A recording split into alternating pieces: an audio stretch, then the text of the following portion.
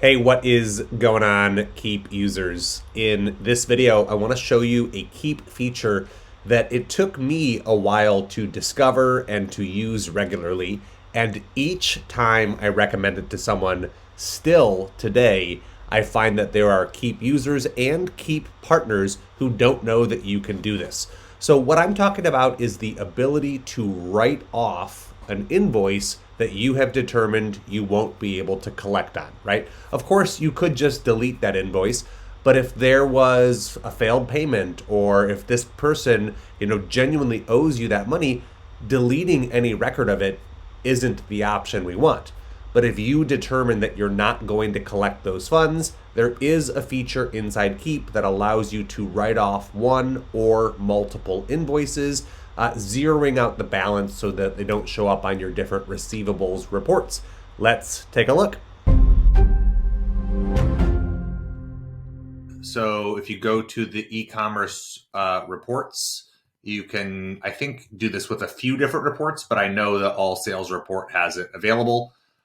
Filter to find the invoices in question, like let's just say this one. I know Kelly Kapowski is not going to pay this balance, so use actions, manage failed invoices, and then you have the option to write off the invoices.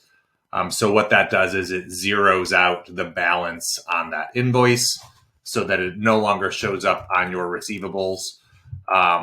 Let's go ahead and I'll show you what that order looks like. There it is. Okay, so payment type, write-off, status, written off, amount 1,000, batch write-off. You can do a number of invoices at once if you have like 3 or 4 subscription payments from an individual you need to write off at the same time. Now, one gotcha to be aware of with this particular function is that it doesn't intuitively remove those transactions from some of your sales reports. Because when you write off a invoice, it zeroes out the balance with a credit, right? It offsets that in order to make sure that it doesn't show a remaining balance. And that is still a transaction. So if you have written off invoices, there are some reports that require an extra step, criteria or some sort of filtering to make sure that those written off invoices aren't otherwise included in your sales reports. Let's take a look at that. Let's go to daily payments and let's just search for today. Yeah, so like it shows $1,000, which is very confusing and, upsetting. But the reason for that is because this is really just a transactions report. It's not payments you've received.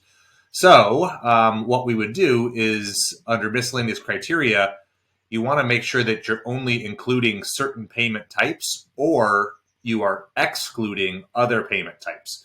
So excluding adjustment, refund, write-off, right? That should show me all of the payments from, today. So let's do today. And I'm expecting nothing now because we have excluded the write-offs there. So let's go ahead and click search. Yeah, so nothing. So that's how write-offs work. But then you have to also add criteria to your different respective reports to make sure that payment type, because it's a transaction, isn't included in any of your reports that you're keeping tabs on to calculate positive revenue. Okay, so there you have it. Like I said, this took me way too long to learn for my own business. I remember several years of deleting invoices or manually crediting or adjusting down balances just in order to try to game the system. And then I discovered this built-in write-off invoices feature. So hopefully this makes things simpler for you, for your bookkeeper, or for your accountant. And feel free to pass this along to anyone else that it might serve. Thanks for watching.